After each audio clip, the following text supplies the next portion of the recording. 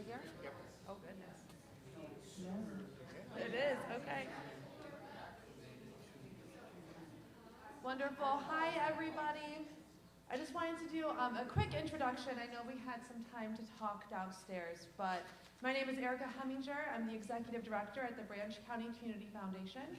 And on behalf of ProMedica Foundation, the Branch County Community Foundation, and Tibbetts, welcome.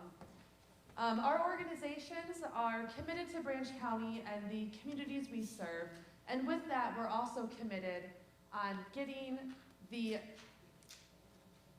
we're also committed to talking about the importance of keeping charitable dollars local, which is why we have partnered together to bring to you tonight the event on community legacies. There are so many opportunities right here in our community to support work that you are passionate about, whether it is community development, enhancing healthcare systems, or enjoying the arts. We're looking forward to an evening of learning about tools that are available to address and enhance your charitable giving, and to talk about how you can make investments in the communities that you love. We are delighted to have Pamela Jones-Davidson here with us tonight. Pamela is the president of Davidson Gift Design, a consulting firm in Bloomington, Indiana, that specializes in gift planning, plan giving program design and implementation, and training. This evening can be as interactive as you would like it to be, so we encourage you to ask any and all questions that you have about estate planning and charitable giving. Pamela would be happy to introduce them. So with that, welcome, Pamela. Thank you. Yeah.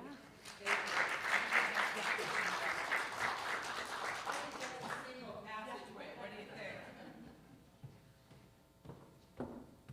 I'll just use this. Protect the performers. Yes, indeed. Thank you so much for coming out this evening. I'm Pamela Davidson. What a lot of fun to be at such a beautiful venue. I love it. It's just stunning. And Opera House is the centerpiece of so many communities. Well done. And to have that space downstairs, I just love the whole thing. So thank you for coming out this evening to really learn more about different ideas for supporting charities and causes you care about. Because I am on Erica's page. Giving is best when it's done local. I'm the wife and the daughter of bankers, and we believe in shopping local, eating local, being local, and I often encourage practitioners, advisors in my state when I talk to them, help us keep some money local, because money leaves a community in inheritances, in those annuity contracts, in taxes. It leaves the community. So are there things that people like us can consider to support the community that we care about and cherish every single day? The answer is a resounding yes. Now here it is November, and we're all thinking, oh dear, my mail is going to be flooded with solicitations from 1,000 different charities. Yes, it's true.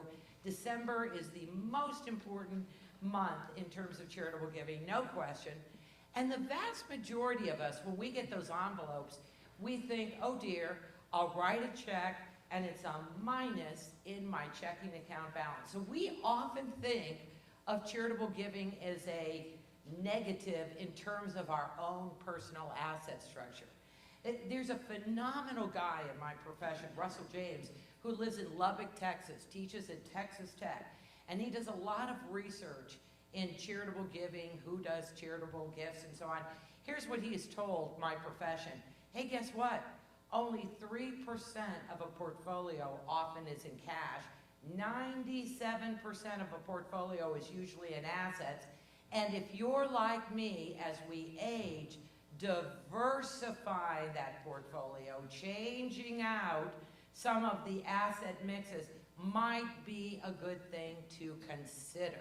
Because Russell James is really, really right. 97% of what we own, as a general statement, is in assets that at some point are going to be an issue to manage and distribute. There's no question about it. Thoreau was right. Simplify, simplify, simplify. And for those of us as we age, we don't want to necessarily reduce the value of the portfolio, but changing out its composition makes a whole lot of sense. I'm very lucky. I have 3 adult children and 2 live in town. And one of the children bought a house in town from a guy who would have been the most perfect candidate for a planned gift I can imagine. Because this man, we found out after the fact, had 8 or 9 rental properties in 3 different states. And his health was starting to decline. And also his management skills were, because when we bought that house for our daughter, there was sewage in the basement and it was rented. You can imagine. Yes, so he was not on the top of his game, no question. But to own property in 3 states, he was a single guy, and his poor exhausted cousin, who was an attorney, had to go to every county for those 8 or 9 pieces of property and opened a small estate simply to transfer that real estate. What an exhausting ordeal. Here's what he could have done. He could have said, I'm a rental landlord. I really need rental income. That is very important to me. He could have said all those things. That's very important. But what he could have done is employed a charitable plan. He could have taken one of those rental properties, pick any one. One that had the most appreciation is always the smartest one. He could have picked one of those rental properties if it was free of debt and transfer it during life, deed it during life into a charitable remainder trust. What does a charitable remainder trust do? It could have received that real estate.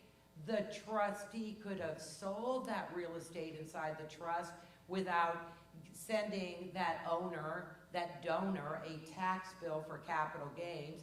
And in return, the donor could have had a market-valued portfolio funded with the value of that real estate once sold after sale expenses, and enjoy that for the rest of his life.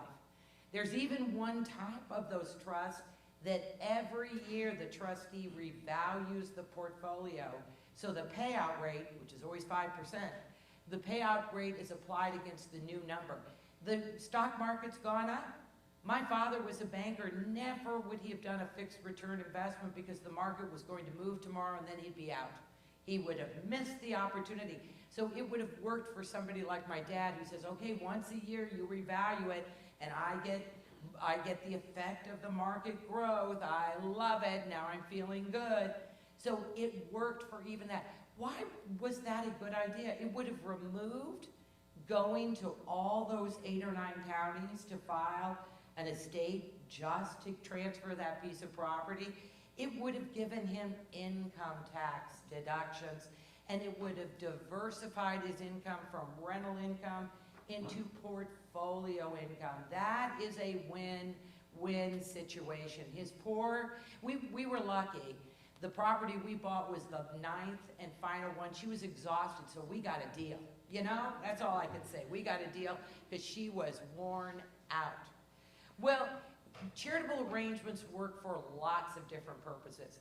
As I said, my father, my husband are former bankers, and I often say a planned gift can be, maybe it should be part of a diversified portfolio. Here's a very recent story. Last night I was in downtown Indianapolis. The Bands of America is having their competition. Hooray. Met a colleague from Texas. She came. I went downtown with another colleague in Indianapolis because we were going to have a good time right down the street from the convention center. My girlfriend who lives in Indianapolis, I've known her since law school, since the 70s. And she said to me that her ex-husband, she's been divorced for 25 years, ex-husband, he only lives like 10 miles from my house. Who knew that? But he has no one in his family that can help him. He called her, his ex-wife, and said, will you be my executor? Will you do my power of attorney? I trust you more than anybody. He's got bad sisters or a bad relationship with his sisters. Bad one. So she said, yes, I was. So she's telling us about this. And she said, well, he's a hermit and he never spends any money. He just sits out there in the Owen County farm where he was born, no question. And I said, have you talked to him about charitable plans? She said, he's going to do a charitable gift annuity. Now, what is a charitable gift annuity? Well, it is very stunning to most people to learn that yes, Virginia, some charitable gifts can be made in return for income for life or for a term of years. That is quite shocking to most people. That is absolutely not a negative. And those arrangements sometimes are funded with cash, that little 3% of a portfolio, but a lot of times they're funded with an asset. They could have been funded with one of those rental real estate for the guy with the 8 or 9 properties in 3 states. It could have been funded with that. So anyway, my girlfriend says, Mike's worried about income and a charitable gift annuity because of his age. He can get 6% fixed for life. And then she says, you know, I did a charitable gift annuity and deferred when my income was going to begin, because she's run different development programs in different places. She said, I did that and now I'm getting 8% for life. And I said, how long did you defer it? She said, I deferred it for 50, because what does deferred mean? It means that in a campaign, probably, she funded a charitable gift annuity. It's a simple contract. It's a page or 2. And it's designed for us older people. None of you young people can apply to this. No, no, no. Yet another advantage of maturity. We have so many. I want you to know I thank many clerks for paying for my Medicare. You should too. You know, I thank many clerks for doing that. It's a very good thing. So older people, older people can do a simple contract called a charitable gift annuity. Only been around since 1831. 1831? What year was this theater built? 1882. Well, I mean, 50 years after, gee whiz. So a charitable gift annuity is simply somebody gives cash or property to a charity and says, pay me fixed income for the rest of my life and pay that same amount to my other older generation spouse or sibling or boyfriend or whoever it is. It can be up to 1 to 2 people. So Laura did that, and when you do a charitable gift annuity, you can say, here's when I want the income to begin. 15 years ago, her income was probably 3%. She said, I don't need it. I would like a bigger income tax deduction. She got a much bigger income tax deduction by funding and say, don't pay me charity for 15 years. And now she says, I'm getting 8% for life, the rest of her life. That is a pretty good deal. Charitable gift annuities are the most repeated gift type in America. Thank you, religious organizations, because that's where they came from. Mainstream charities have been very slow to get into charitable gift annuities, but religious organizations got into them in 1831. That actually was a gift to Yale. That's a great story. But the American Bible College was the first one we thought for a long time. So it happened a lot in those organizations, and now they're mainstream. They're the second most popular gift type in America behind bequest. And bequests are number 1, not because it's the best, smartest plan, hardly ever, but because everybody knows what the term bequest means. It's a universal term, and nobody knows what any of the rest of these terms are. So Laura said, I'm going to do a charitable gift annuity for Mike because that is fixed income he can really use. And she says he's president of his local cemetery association. He's very worried about that because his family members are buried in the family cemetery, and he will be too. So he's going to channel what's left to a tax-exempt organization that supports the cemetery. All are served. But he's going to get a whale of a lot of income first. Charitable gift annuities, there's actually an organization called the American Council on Gift Annuities, and I have spoken at that conference before, and they always say to the crowd, how many of you have annuitants in their 90s? Every hand goes up. Then how about 95? Hands go, 100. You know, people, they have actually found people with charitable gift annuities outlive actuarial life expectancy by 2.4 years or more. It's that income. We're Midwesterners. We've got to extract the income, no question. So here it solves a problem. That's the way I think of charitable giving. It solves problems. You know, it gives Mike more income. He's a single guy. He has no dependents. It pumps up his charitable gift early. He's going to get an income tax deduction for a hunk of that, and eventually it'll support the cemetery organization that he's very worried about. I don't know how there's any loss to that situation whatsoever. His goal now is to live for a long time.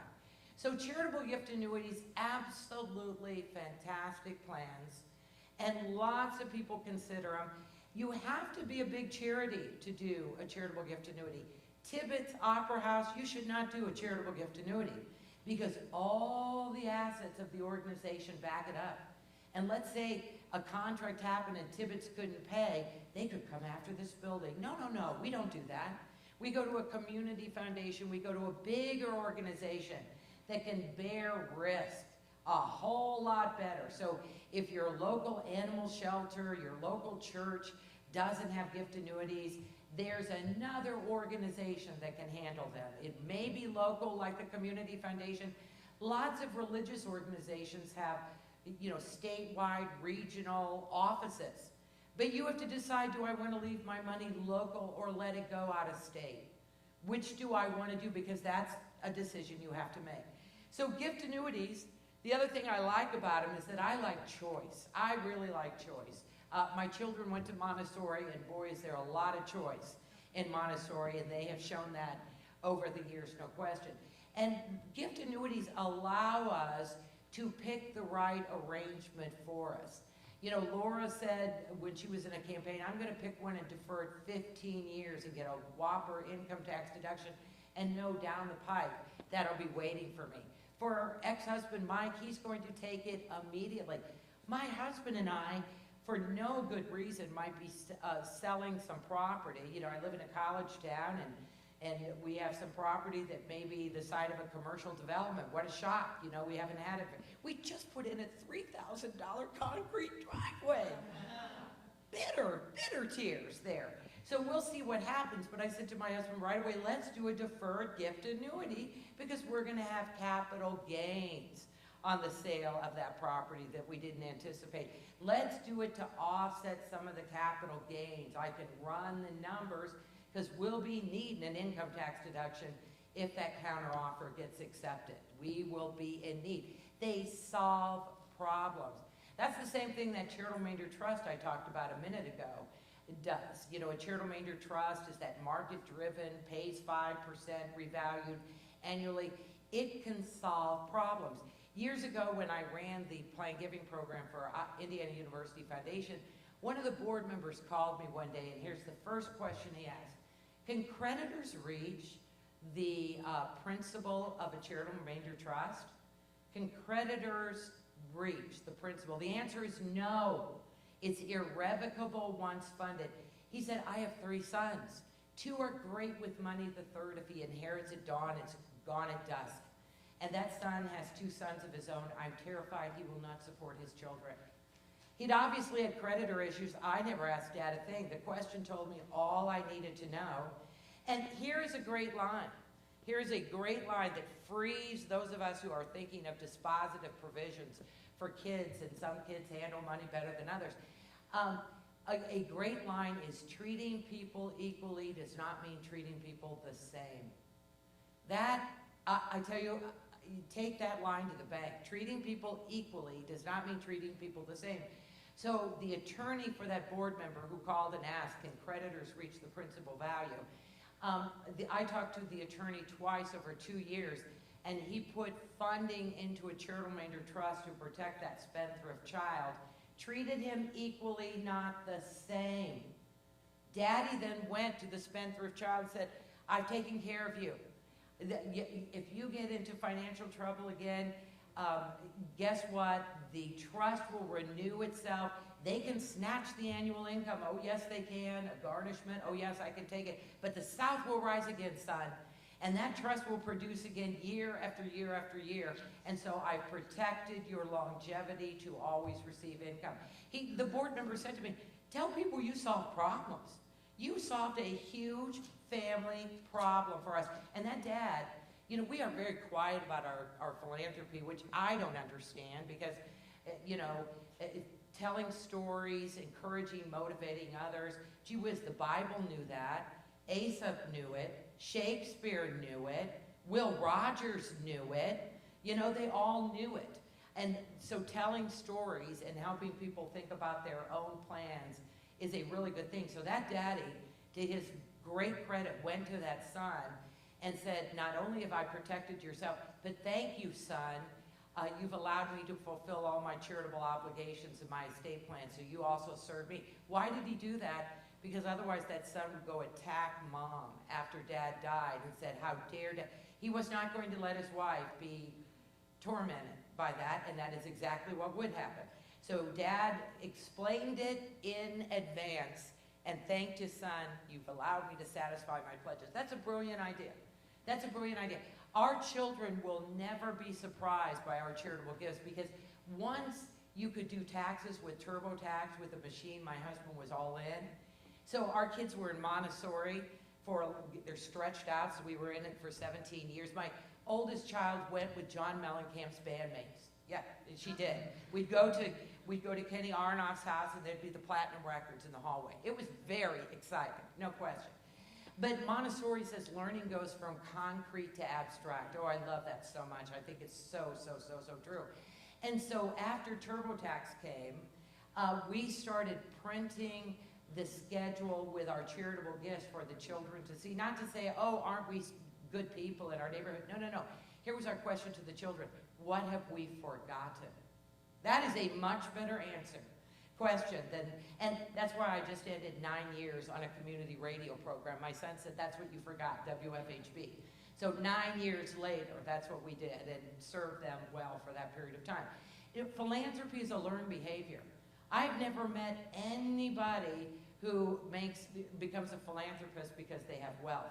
In fact, my good friend Lisa Stone, who was voted one of Indiana's best attorneys, estate planning attorney, she worked in Indianapolis, had very high wealth clients. She said, I try to talk people into charitable gifts all the time because they need them so bad. They need them because they have problem children, they have a lot of assets, they have a lot of complexity, and as one piece of a diversified portfolio, a charitable plan would serve them well. She said, I can't talk them into it. I've spent more of my career talking lower income people out of irrevocable gifts they should not make, and have had zero luck trying to talk a wealthy person into a gift they did not want to make. They did not want to. So it's a learned behavior. Teach your children well. I always say we're so lucky in Indiana because Riley Hospital for Children has done more to teach philanthropy in my state than every other charity added together. Because even in elementary school, all throughout the state of Indiana, if you want to wear a cap on a Friday at the end of the month, you have to put a quarter in a jar for Riley Hospital. Riley Dance Marathon from IU has raised in excess of $41 million for Riley Children's Hospital over decades. Philanthropy is a learned behavior, and our children can be awfully good teachers of philanthropy. We should listen to them very well. Well, what else can we do in terms of thinking about charitable gifts? Because here's what I said. If a charitable gift does not suit who I love more, my family, then I'm not going to consider a substantial charitable gift. Don't even ask me.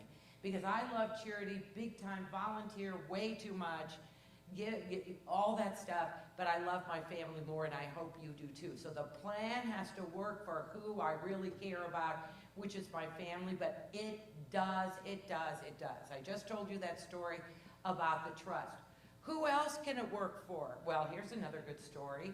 There was a woman years ago that I met that her son, her only heir, was going to leave his safe, secure job with the state of Indiana and start something on this brand new thing she'd never heard about. She just knew it was a terrible idea. It was called the World Wide Web. She knew it was a bad idea. And so she was very tense, and she said, he's married, he's going to come to me to be bailed out with money. She said, he's my only heir, I've got farms, I'm going to put one of these farms in one of those charitable major trusts, make my son and the daughter-in-law the beneficiaries so they won't ask me for as much cash as they flounder in this new crazy world of the World Wide Web. She always said, World Wide Web. It was a long sentence. So she did that, and she said, earn as much as you can. He'll be tapping on my door. So she picked a farm, put it in. Great, she solved the problem. Well, about 3 or 4 years later, she lived in a very nice town in southern Indiana, and she and her husband had a lake lot because they had built a man-made lake on the edge of town, and it was before the term developer or development was around. So her husband sold the lots. They had no idea how to pay him, so they just gave him a lot. And they were always going to move out to the lake and buy a house. They never did. The husband died, she lives in town. Now the lot to her, it costs her money every year because she pays the property taxes, she pays someone to mow, to deal with the weeds, the pier has to come in. Oh, mercy, it's a lot of work. So she gets a letter in the mail one day from a broker in Indianapolis. My wife's an interior decorator, and she's decorated a house on that lake, and she just has to have a house there, and there's no empty houses to buy, and you have the only lake lot. Can we pay you cash $80,000? And she's already done a trust. The best source of a planned gift is someone who's already done one. She's already done one. So she goes down to her attorney who writes the broker and says, may give that lot to charity, can't talk about it right now, more later. Why did she do that? Because by goodness, she was not going to have the IRS say she sold the lot, she pays capital gains. She's a shrewd chick, this woman is. She ends up putting that lot into a charitable remainder trust of her very own. She becomes the beneficiary. We sell it for cash on the letterhead. And you couldn't do a trust for this amount now, but it was $150,000, no expenses, and now she's the beneficiary of that. A tremendous problem solving. And why did she do it the second time? Because she'd done it the first time. And even though the recipient was different, it still solved the problem. Here's what else she could have done. And this is a donor I talk about all the time because I loved him so dear. He was just so great. Lived in my town.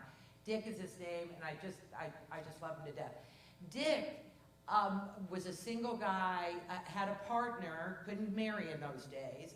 And so his first plan inside his will, he said, when I die, I want all my assets marshaled, and I want a charitable remainder trust because he knew it was irrevocable and nobody could squawk about it. He said, I want a charitable remainder trust and pay that 5% equally to my sister and my partner, the two people I love most. So he's done a planned gift, and he did it really to protect. He was the financial manager of the family. Here's what I always say, sorry, the financial manager always goes first. So the financial manager should always be thinking about, how do I prepare for the person?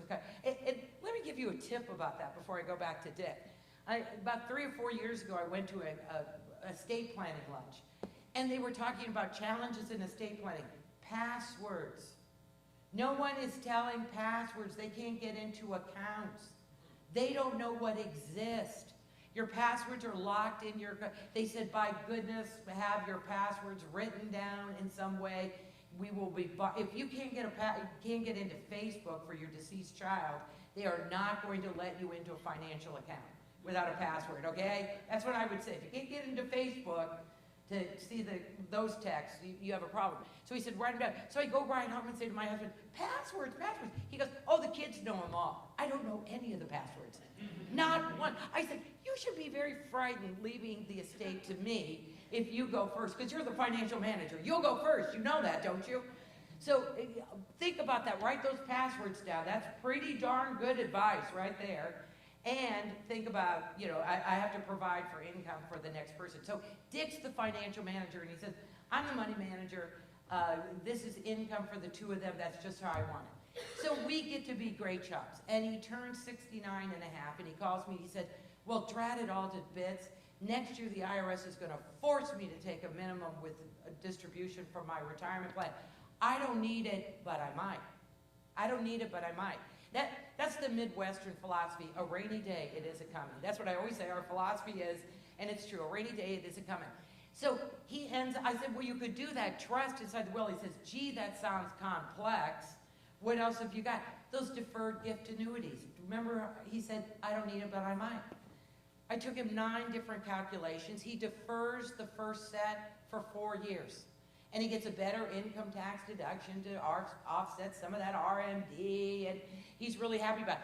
He calls me up the next year and said, love it, love it, love it, didn't defer long enough. He does another set of contracts, defers 6 years. That fall, I'm in his condo down in Florida, and he said something about his Sears retirement plan. I said, Dick, is that your largest portfolio asset? Yes, it is. And those of us with large retirement plans, I'm going to talk about that next, because that is something that is taxed to our children to inherit.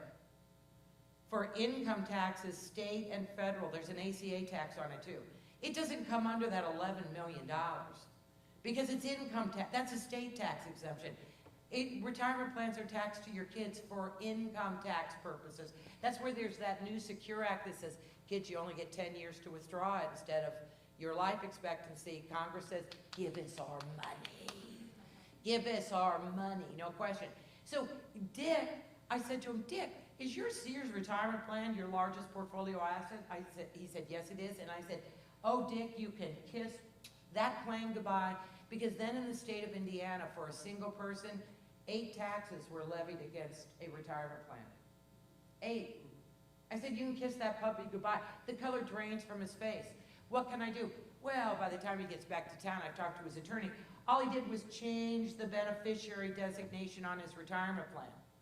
All he did was this, because he already has this charitable remainder trust language in his will. All he did, instead of saying, I leave it, to my partner and my sister, no. Now it said, I leave my Sears retirement plan to the trustee of the charitable remainder trust created in my last will and testament. That makes it tax exempt. That meant all of his retirement plan flows into the CRT free of tax. When? He does more deferred gift annuities, because he says every year I decide, I choose every year. Because he did say to me one year, you're getting nothing this year, we're cruising on Disney. You're getting nothing. So every year it was a new decision. But the last time I saw Dick, I love opera so much. I changed my Falstaff tickets for tomorrow night. I'm going next Thursday. And taking my son and his girlfriend, she's never been to an opera, so I'm really excited, that's gonna be great. So I saw him at the opera and I rushed down, I just love him to death. And we just visited and hugged and kissed and all that stuff. And afterwards I called my successor at IU Foundation. I said, John, are you chummy with Dick? Oh yes. I said, you need to go see Dick, because here's another great charitable gift arrangement that I don't know why we don't see a lot of this. If you're in a church, if you're a faithful member of a church, go up and ask your minister or pastor this Sunday, have you ever had anyone come in and say, an older person, someday you're going to get my house or farm? Have you ever had a parishioner say that to you? And I bet you the answer is yes. I'm going to go right now and say the answer is yes. So I called John and say, are you friendly with Dick? Yes. Dick is now in his 90s. Jim has passed away. I don't know about the sister. Dick ended up deeding his home to the IU Foundation, but it said on the deed, but I did get to live there for the rest of my life. He got a whopping big income tax deduction. He's in his 90s.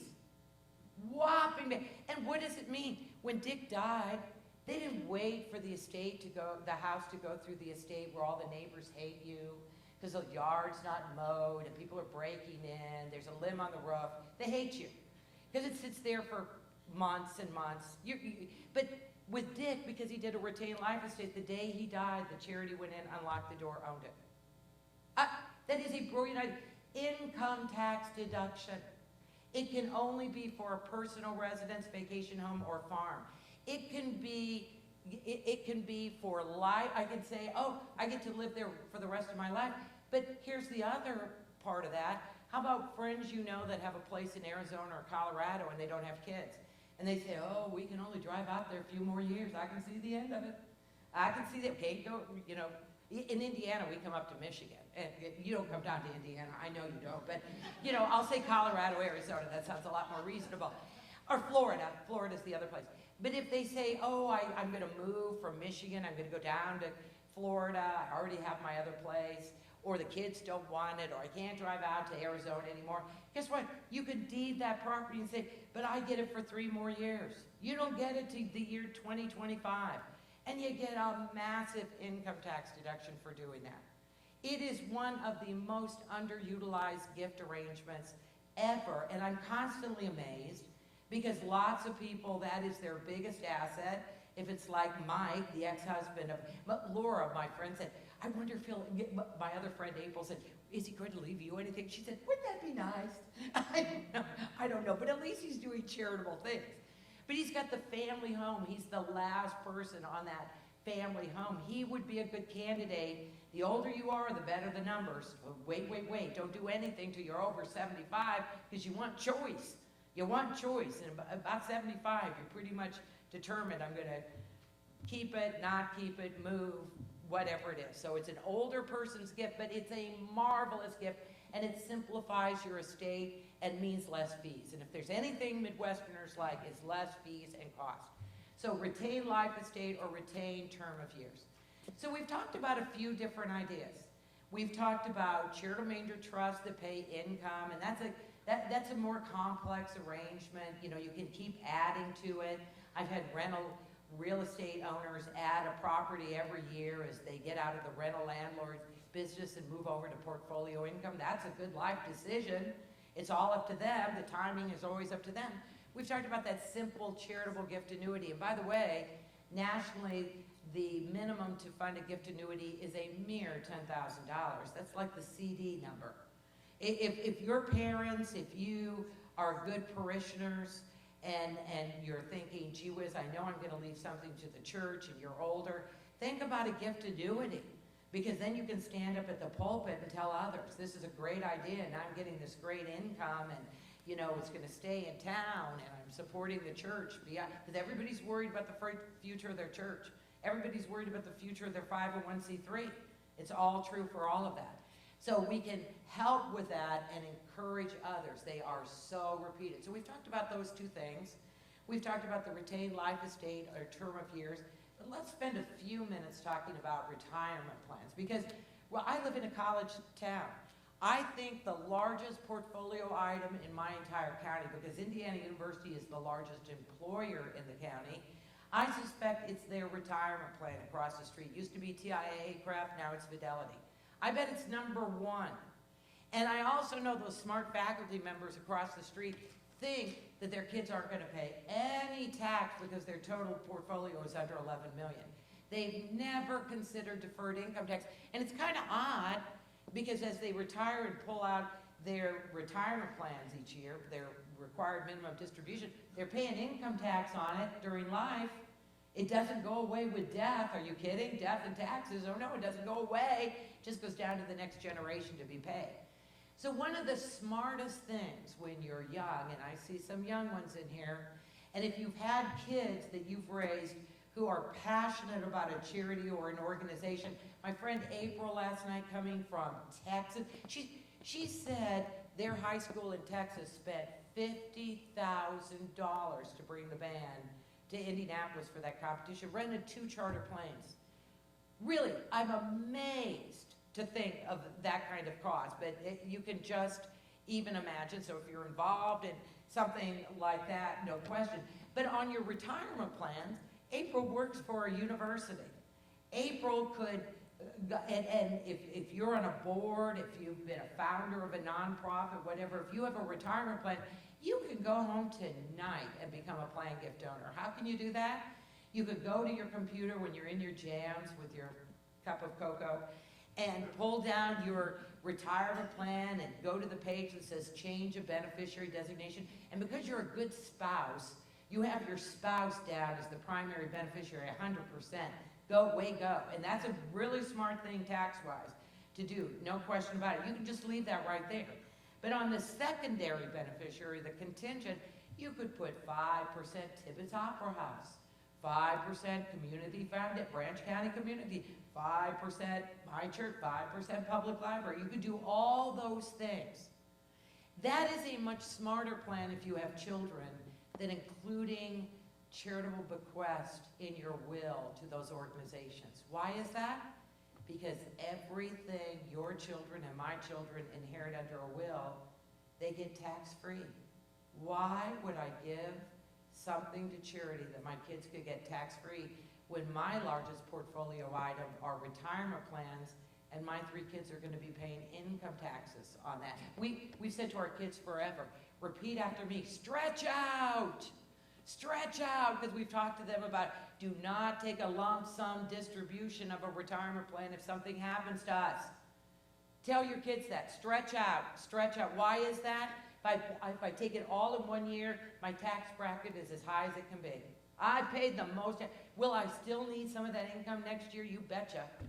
You betcha. So tell your kids, stretch out, because they will not know. They will not know. Choose the 10 years, stretch it out. Those charitable remainder trusts I talked about, they become very popular with people with very large retirement plans or portfolios of assets, because they can give an income-producing trust to their kids for longer than 10 years. Charitable trusts aren't governed by that Secure Act, not a bit. So people with large retirement plans are going to use charitable remainder trust to give their kids income for life, not just 10 years. That's pretty darn smart. That's pretty darn smart, no question.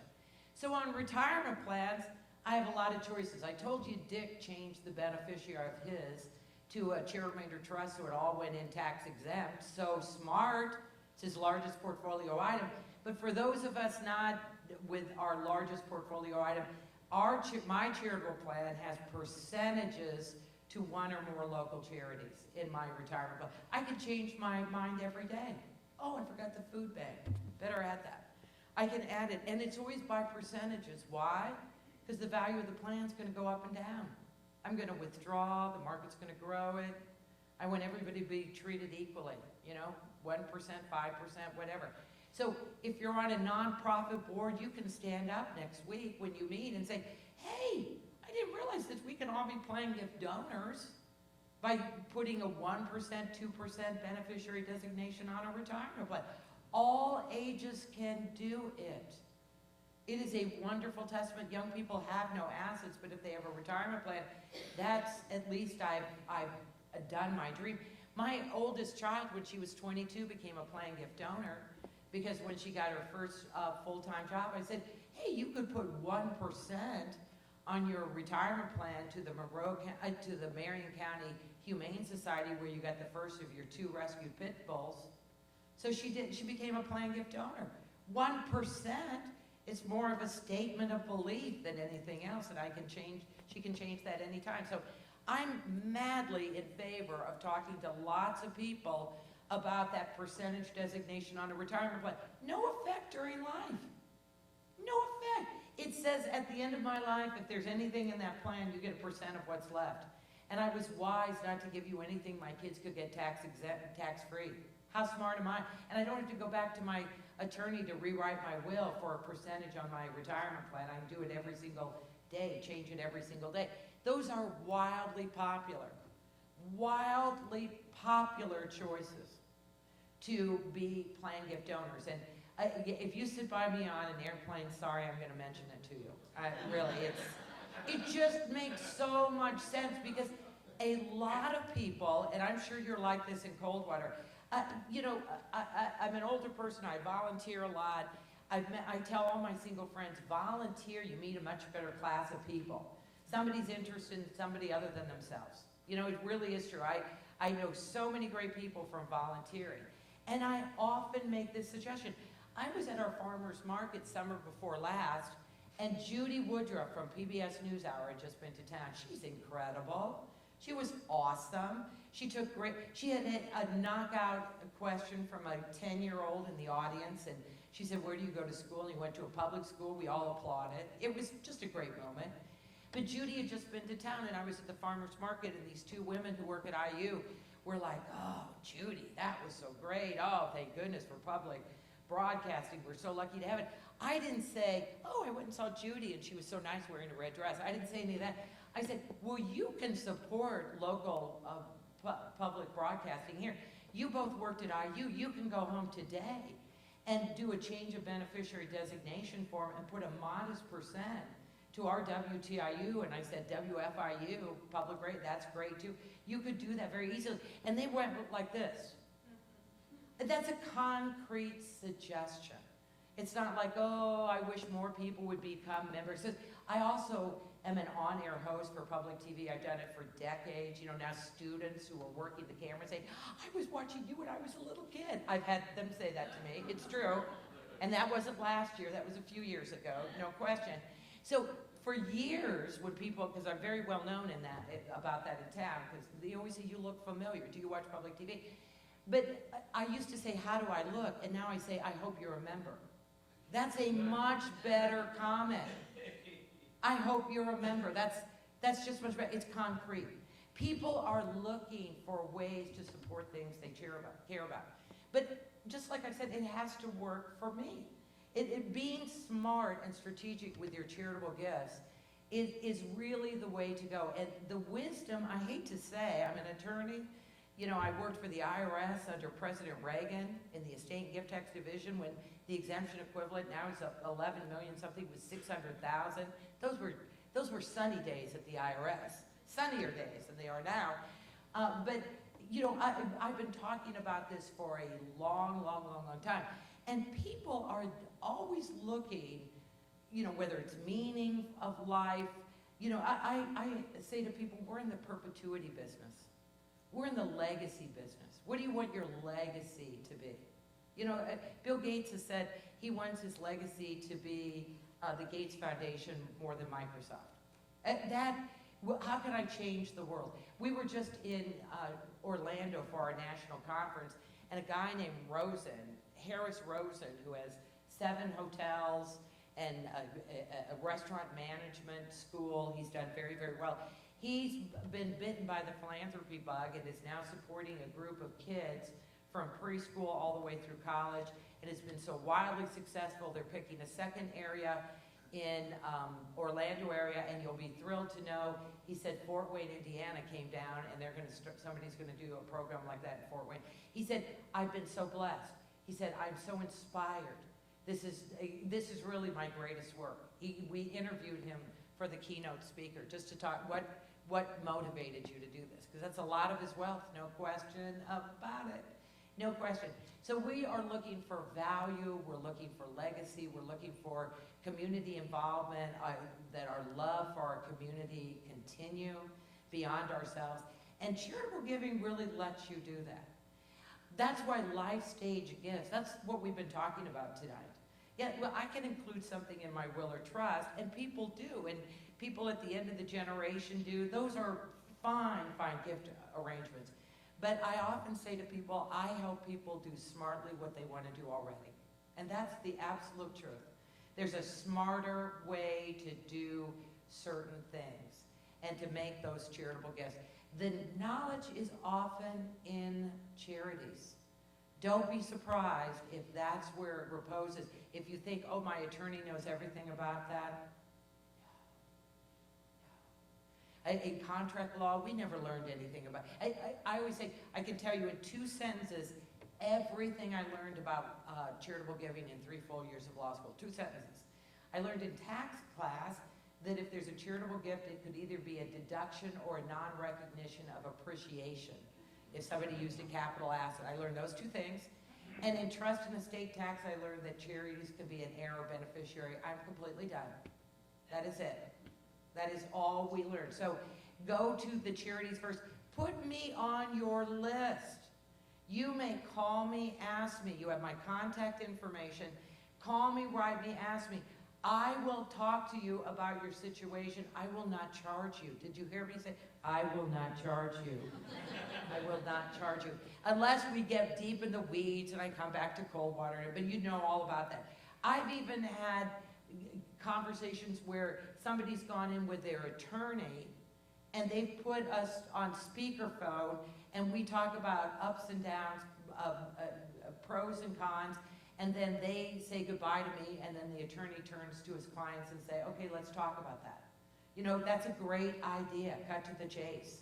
You know, why should you pay for your attorney to learn about these complex ideas? You know, when you're all sitting there listening to them and then you can verify they're tried and true.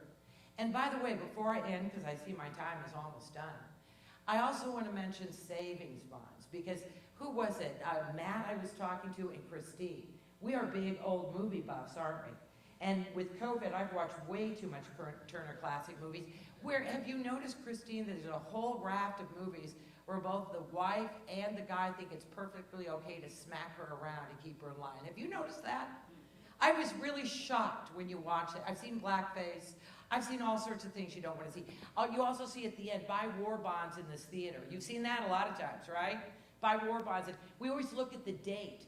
Oh, it was 1941. How was they feeling in the war? We always look at those dates because it was all about the war, the Depression, then the war, all about that.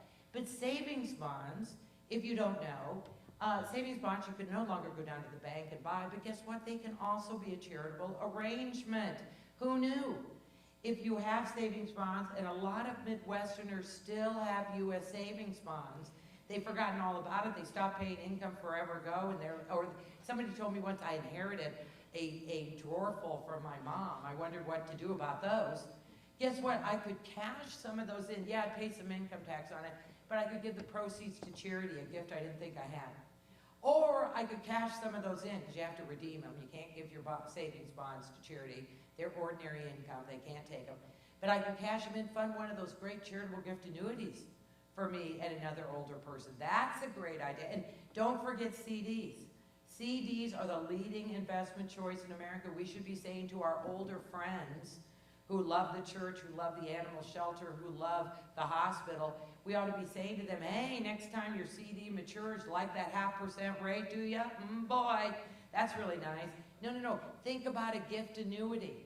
Think about that. Make that charity the ultimate.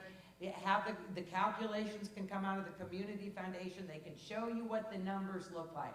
And think about, I'll take the payment right away, but show me what it looks like if I defer it.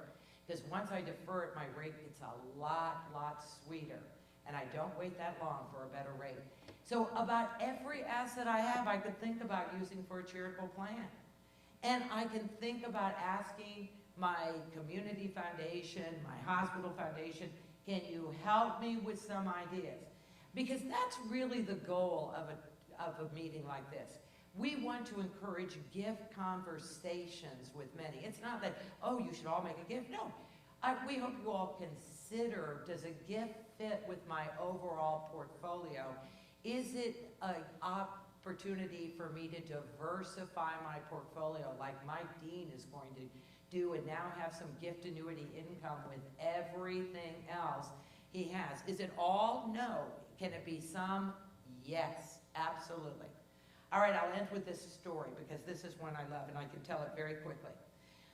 Years and years and years ago, I went to a community foundation, did a program. The star of the story, the superintendent of the Parks and Rec called me. They wanted in this fast-growing county close to Indianapolis, they wanted to have a county park before it was all developed. And they had floated an article in a small county paper and a farm family came forward and they said, yes, your farm will do. And they're talking about how long of an installment contract period can the county afford to pay this family off for their farm. That's why they haven't written a thing down. Why is that important? Because if you've done the deal, the IRS said you sold it, you didn't give it to charity, right? So timing and detail. Don't sell anything if you're even considering using part or all of something in a charitable plan until you talk to somebody, because that may seal your fate in some way. So the family had done nothing. So I drive to this county to have a conversation. Neither their accountant or attorney had ever done a charitable gift. They're an older couple.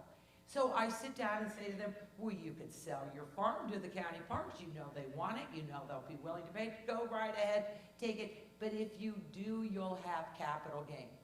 I said, now, I've never met you before. Are you thinking of naming something at the park? I asked that because they're going to live in the farm buildings on the side, and the county park's going to be the 134 acres of their farm.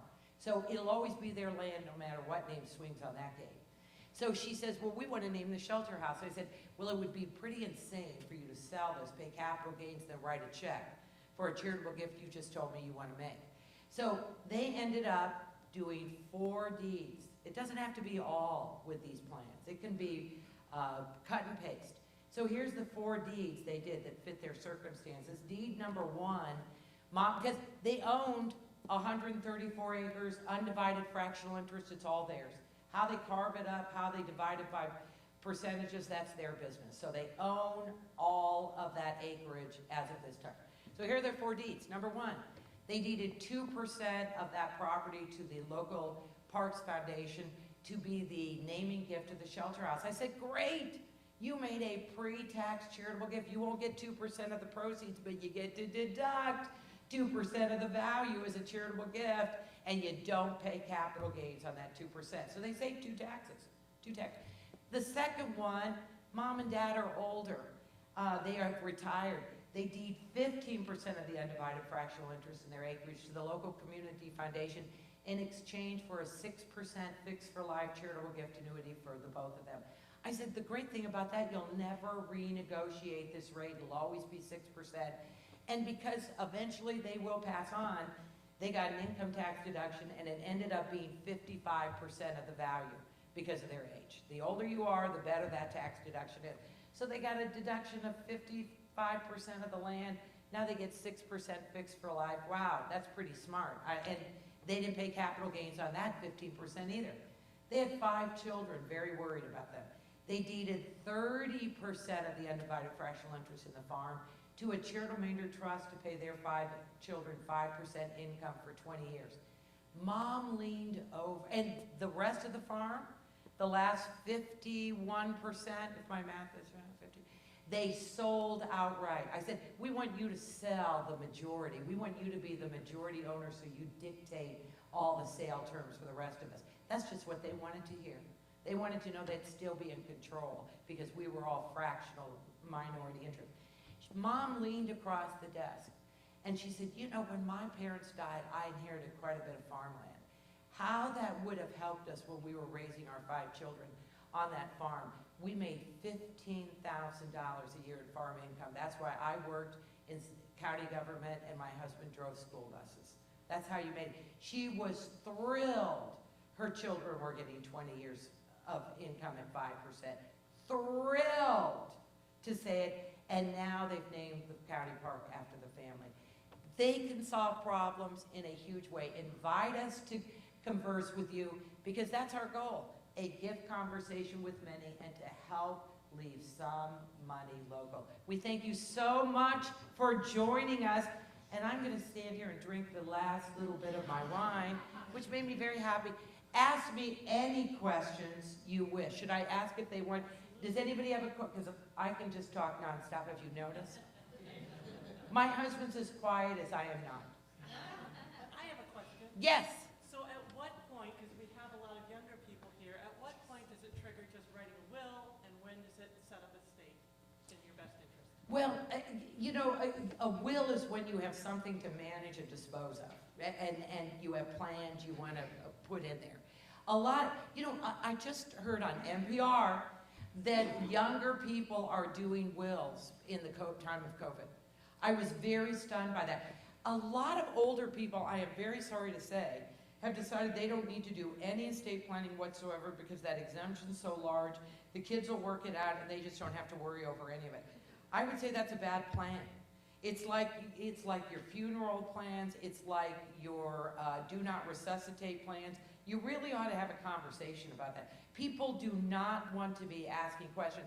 A good example, Christine, I wrote our will when early in law school, and then when we had 3 children. So when our youngest child was 16, her 2 siblings were adults. My husband and I, oh shock, we were going on a trip together. We never traveled. We were going to Montreal. So I called both of my 2 adult children. This is why we should guide that. It's not just a document. You should really have conversations, talk about things. It relieves so much stress if you do that. And planning decisions too. My children won't be a bit shocked that charity's in our estate plan. Not a bit. It will not be a cruel blow. It'll be part of the family values. So I called the 2 adult children and I said, our will says that if something happens to both of us, your sister will go to Alpena, Michigan and live with my brother, the architect, on his Lake Huron Great Lakes home. And I said, that's not going to happen. She is a 2nd semester junior at the same high school you went through. You need to call your Uncle Mark and say, no, we are adults. We will petition to be guardians for our younger sister until she's adult. My married daughter told me 3 times, thank you so much for telling us. I just told my niece that same story because she and her husband were going to Nashville and they have 1 minor child. The very same story. I told her the same thing. So doing estate planning, it's not just a document. It's thinking, how does this work? Are the players right? Does it activate at the right times? Do I have things to plan for? And so on. And who are the players? Who are the players? We should all look at our wills pretty routinely. We don't. And I worry so much that the statistics are very staggering that a ton of people are no longer doing planning at all because they have deluded themselves into thinking that large exemption will take care of all problems. That is not true at all. Not a bit true. And I will also tell you, here's a good tip for you younger people in the audience. My parents lived on Lake Wawasee in Indiana, the largest natural lake in Indiana. They bought someone's side yard, so on. We spent a lot of glorious years at Lake Wawasee. And as my father and stepmother aged, I knew things were going downhill. I mean, you can see it, right? You can see it. So my father had polio when I was a little girl, so we had a cane, so you could always hear him coming. So I would drive up there for the weekend, feed them a great meal in the kitchen, then run into their library several rooms away and look at the mail. You will find so much if you search their mail. My father was in arrears for property taxes for grandma's condo, and they're like only $15,000. He had a small home equity loan on grandma's condo. Would anyone ever know that? And here's another thing I will say about estate planning. I was shocked by this. This was a 60-minute story about 4 or 5 years ago. Guess what? Every state has a Department of Insurance, and when somebody says we're going to sell insurance in Michigan, they say in their charter, we will find the beneficiary of life insurance. It's part of our creed. 60 Minutes discovered that's not what happened. That insurance companies, if an heir does not come to the insurance company and said, here's the policy number, they are just keeping the funds. And what's really amazing about that is that the insurance company should never keep the funds. If they can't find the beneficiaries, they should go to the state. So states are losing money. I can't believe this is happening. So if you have life insurance, have a list of those somewhere so your kids know, because it seems that if you don't apply for those, they may not be paid out. I was 60 Minutes. Does 60 Minutes lie? It wasn't Mike Wallace, but it was somebody just as good.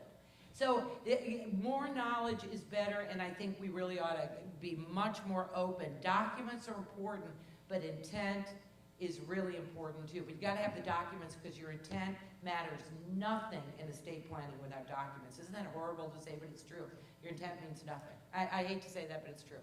Yes? I was just going to share, in terms of staying local, tidbits, the Community Foundation, Coldwater Regional Hospital Foundation. While ProMedica is so large, those gifts that are given to the Coldwater Regional Hospital Foundation stay here. And so that is so important in this conversation. I know you and we were talking about staying local. Like, you want to help and lift your own community. That's absolutely right. It's really important. Those gifts stay here. There is no way that it could leave Coldwater Regional Hospital Foundation. So. And you can also do a gift agreement and restrict your gift. That is, you put your intent, and when I worked at IU Foundation, the auditors came in every year and took 10% of our endowed funds and wrote the donor and said, our documents say we're awarding them under these terms. Is that your intent? Is that what you believed it to be? So auditors actually write people and say, have we got that right? So restriction, I always say at IU, Bobby Knight had to be paid somewhere. Restrict your gift to higher ed. That's what I always said. You know, I'm just saying, he was there. So that's a great point. Leave that local and you can restrict it. Any other questions? Yes. Kind of to piggyback on what Chris was asking about a trust versus a will, I think isn't the threshold like assets of $20,000 or $30,000 that once you hit that you should be leaning more towards a trust as opposed to a will, since you're not a probate? Well, you know, I will say this about probate. People worry about probate unnecessarily. Tax implications are far worse. Far worse. And I remember once, years ago, going to a community and doing estate planning, and a couple came in and they said, well, we have been so smart as a family. We have never paid tax on this big mass of land we have. We just keep deeding it, you know, to each other during life. They had a trust document, whatever. And I said, oh, and they were just so proud as punch. I said, you know the bad thing about that?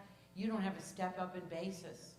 When you get a future generation who says, we don't want to farm anymore, and they sell that, you'll look back to the very first transaction that you did as a lifetime transfer, because that's the bad thing about a lifetime transfer, you have a carryover basis. If Dad gave me the Lake Wawasee house as a gift during life, I would take his basis.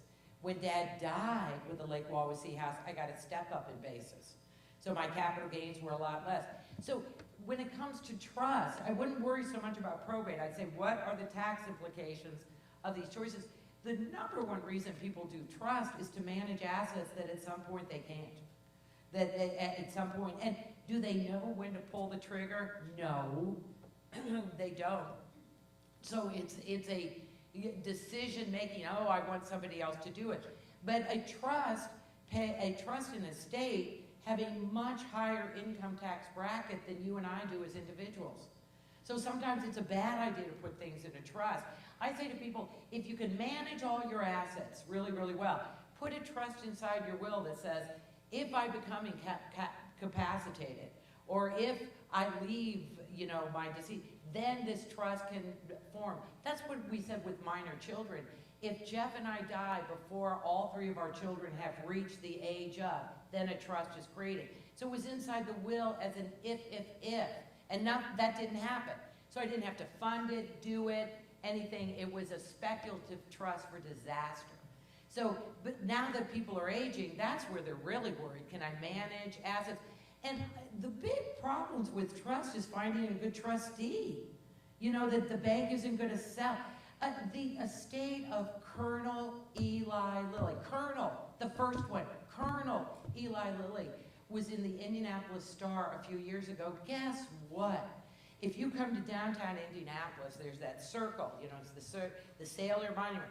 There's a church right there on that corner. There is a church. And my dad was a banker in northern Indiana. There was a big bank there, American Fletcher National Bank, the first one to buy out of state. And they wanted to buy that church and tear it down for a parking lot. And my dad told me the story that the last Eli Lilly called the president of American Fletcher Bank and said, I understand, young man, you're thinking of buying my church for a parking lot. And American Fletcher said, yeah, we're thinking of that. We really need it. And there's a pause, and Eli Lilly says, young man, I will buy your bank before I let you buy my church. I will buy. But the reason I'm telling this story, the first Colonel Eli Lilly left an endowment for that church. And over the years, they got less and less money. The bank kept getting changed hands. Now it's in a brokerage firm. They kept getting less money. So they said to the trustee, what's it invested in? They said, shut up, we don't have anything to tell you. They finally had to sue because they were getting so little income from it. Come to find out the bank, the brokerage house, it wasn't a bank, a brokerage house, had put 71% of the portfolio in their own products and were paying themselves commissions going in, commissions going. They were making more in milking that trust than the church was getting from the endowment. That is the worst case example. It's hard to believe that something created in the 1800s came back in later life because it had been given to so many successive trust departments. And nobody would, I'll tell you if you want to know who the brokerage house was. I don't want to say it, but I'll tell you if you ask me. But that's the fear. Who's going to be the trustee? Will it get sold? Can I find somebody? If I pick my brother-in-law, what if he divorces my sister?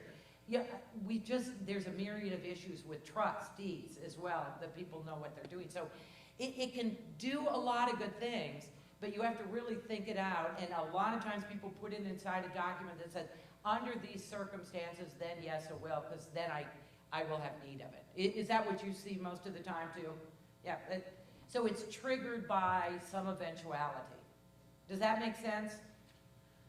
Because if you transfer your assets to a trust, if you can manage everything fine, if you have a partner that can manage, be like, well, why should I pay anybody a fee when things, and even financial houses invest in mutual funds, so it's not like that individual tailoring we all think. No, those are the commercials on TV. That's not true at all. Brokers put their money into managed leveraged mutual funds. They do not have individually managed portfolios either. That's kind of a facade. Did I answer that question appropriately? If anybody here is in that business, I apologize. I just really worry who's going to be. You can't find a trustee for a young person like you. Who's going to be a trustee for 50 years? No one. That's a real dilemma, so it really is a contingency disaster prompt. Sorry, that was a long question, I backed all over this cell. All right, with that said, please call me, write me. Did I say I won't charge you? Yes, I'd be happy to help you wind your way through some of it. Thank you for having me, it's been so fun.